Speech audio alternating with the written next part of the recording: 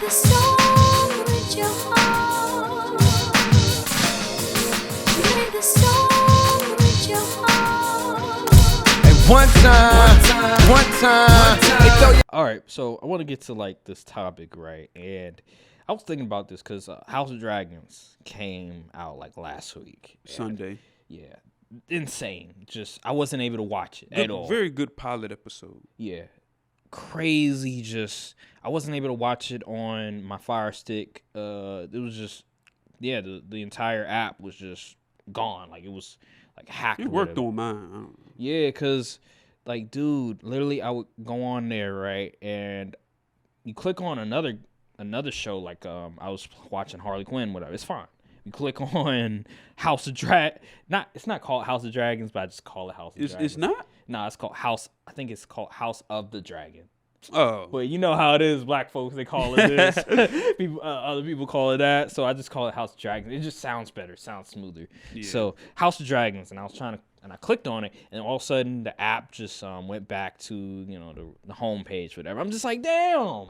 So I had to do old school 2015 style, get the HDMI cord, get the laptop, plug it in together, go on the website and just do it like that and project it from my laptop. I had to watch it like that. And it was a great episode. It was, oh my God. You talk about starting it off with a banger.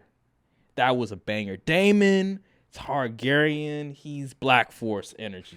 Dude was just killing guys just to make people fear him.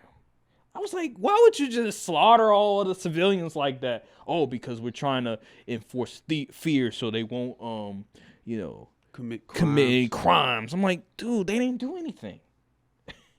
and the king, he was like, okay, like just slap on the wrist. Just makes no sense. And then when the baby was born, and then the baby died. And what did he say? He said, king for a day. King for a day. I was like, that's a bar. That's a bar. How you smoking on your nephew? That's crazy. Yeah, that's a bar, bro. Dude is just, it's crazy. But that's not really the whole thing that I was just going to talk about. I was going to bring up sort of the idea. How do you feel about prequels and sequels? Do you think it's a good thing or is it a bad thing? It's a good thing if the material is there to go off of. That's why I think this House of the Dragon will be good, because George he already finished that. Mm-hmm. So I think they had the material. They just got to execute. And, Game of Thrones can execute. And D&D is not involved. So we going to be all right. See, another generational show coming. See, because the thing with, like, prequels and sequels, it's very risky to do, because you obviously the fan base, it's the fan base from the original that you're trying to sort of appease. See how that worked out for Star Wars. And then you're also trying to bring in some newer fans as well. But it's really the original fans, right, that's holding it down.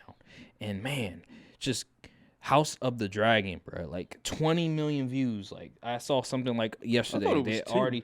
So the first day it was like 10 million views. And now it's jumped to 20 million views. That's crazy for a show like that. And HBO Max, they just couldn't handle it. The servers could not handle it. And a lot of people, including myself, was not able to watch it on my Fire Stick. I forgot. I was going to watch it live, but I forgot. Yeah. So, just amazing event.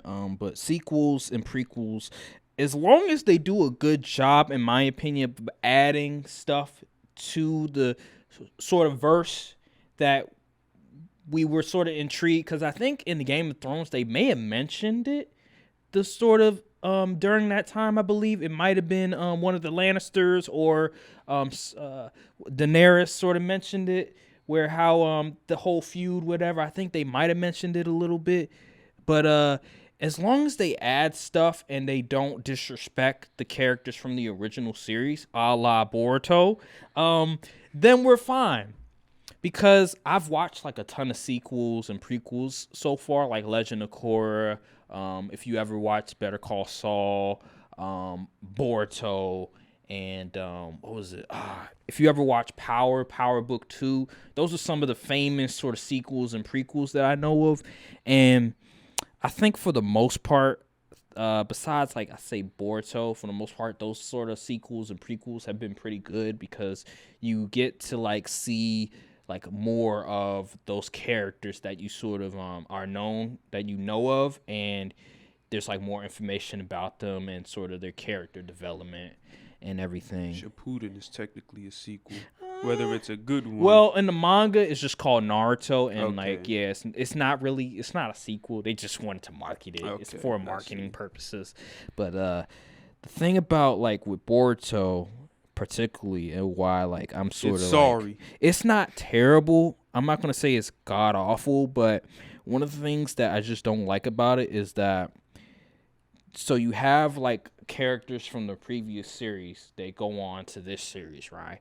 But they don't like expand on the character, right? They don't like character growth, like for instance, like from Naruto's generation, that they should. Like this is a great opportunity to like really expand on their character, but they're not taking the opportunity to do that. They're just sidelining them, and that's what you don't want to have in a sequel, especially you're going to bring in those same characters to the sequel, because if you were just going to sideline them, you might as well just should have put it like 60, 70 years in the future, where like a Legend of Korra, where you don't see really the OGs from the last Airbender. Like they're like out of the picture pretty much.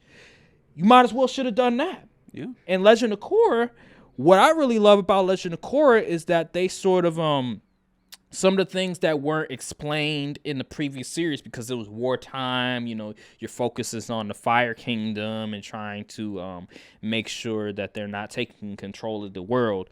Well, Legend of Korra, you find out, okay, how did the Avatar sort of came about, the whole thing with the turtle. Remember at the last, I think it was the last episode, Last Airbender, Aang met this like turtle at this like deserted island, whatever.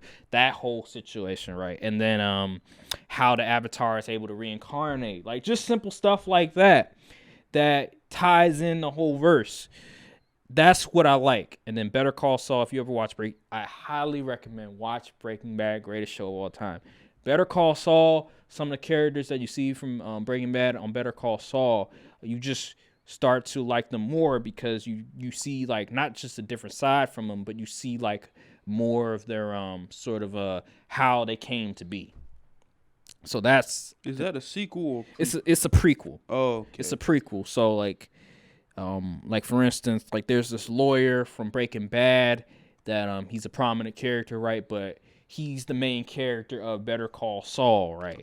And so and people are like, why is he the main character? Like this lawyer, he's like, people don't take him seriously. But then once you watch Better Call Saul, you're like, oh, I really enjoy it. I really enjoy his character. And then you go back to Breaking Bad, and you're like, damn, this is so crazy that you get to see him and the main character. So yeah, yes, prequels and sequels are good if done right. If you don't disrespect the original cast and what they've done, and sort of tie in things that weren't previously sort of addressed in the original series. So. Put my life in these sentences. Fucking right, it's either